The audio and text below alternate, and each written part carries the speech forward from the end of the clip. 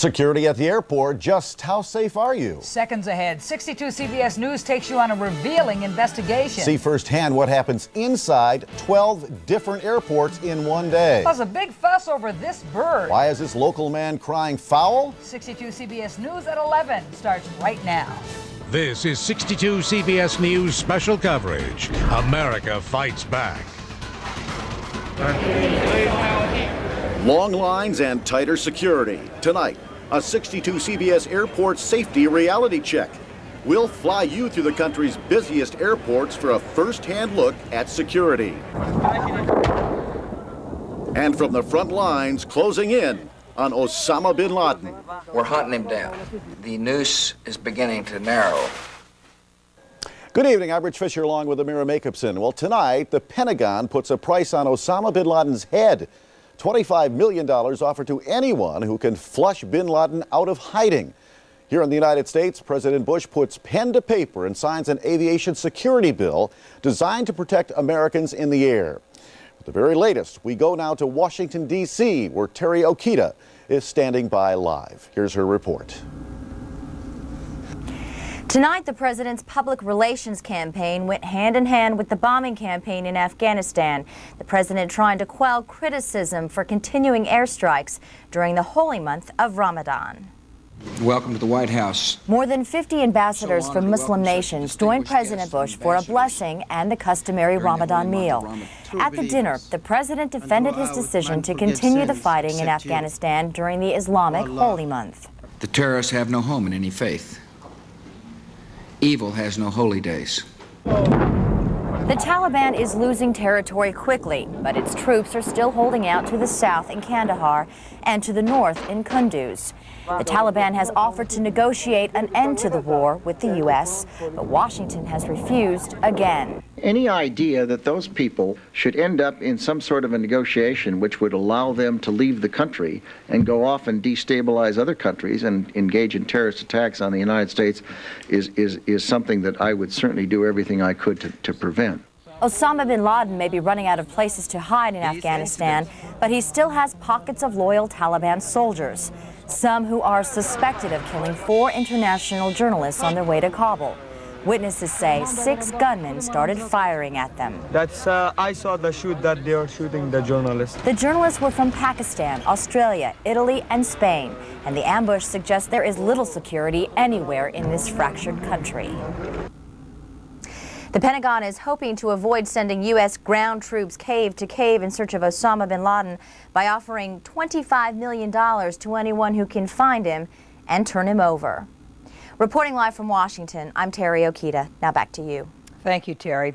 President Bush strengthens air security laws. Within 1 year, all airport security screeners will become federal employees. That change will add about another $5 to every round-trip ticket. Now, in the meantime, passengers have to rely on security systems that are already in place. The question is it enough? Meg Oliver has an exclusive airport security reality check.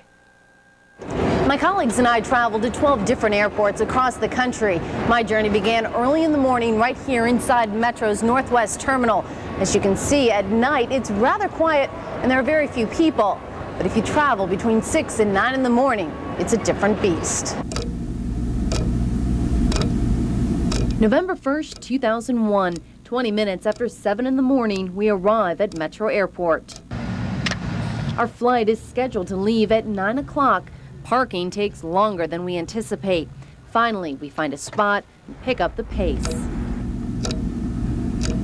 the lines. Super long lines filling up the terminal and stretching down the sidewalk. Anything in the cooler, sir? Outside, curbside check-in is allowed. So, gentlemen, we have a total of 2 bags each from Detroit to San Juan. Correct, ma'am. But it takes time. Passengers don't seem to mind. Their sense of humor is intact. Get that camera off. My wife don't know I'm leaving town. At 7:45, we begin winding through the line to the ticket counter. I didn't think it would be this bad, but I expected some wait. Our wait ends a half hour later. It's like this every morning? Almost every day. Has any of the items you're traveling? I know, do you have any carry-on luggage? No. With 2 questions answered and 2 bags checked, we step into another line. Airline personnel inspects tickets. Security guards scan, swipe, and pat people down, while a couple National Guardsmen stand in the wings. That's pretty heavy.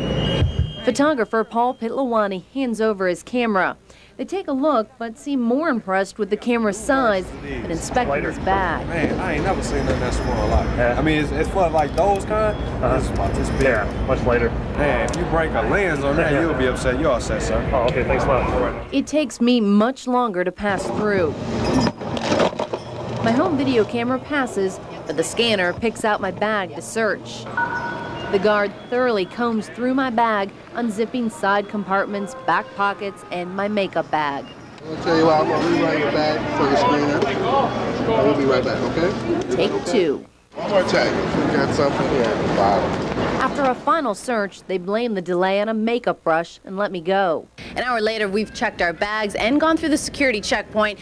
This bag in particular had to be checked twice. My makeup bag had to be run through twice. We're just making them. Yes, you are, and I just need to see your picture, please. With a few minutes to spare, Paul and I board the plane, find our seats, and take off. At 9 o'clock Central Time, we touch down at Chicago O'Hare and find a dramatically different setting. It's truly remarkable the difference 3 hours can make. If you fly during the morning rush, there's no way around it here at Metro. You have to arrive at least 2 hours before your flight takes off. Now, coming up in just a few minutes, we'll show you what security was like at Chicago O'Hare late in the morning. Reporting at Metro, I'm Meg Oliver. Now back to you.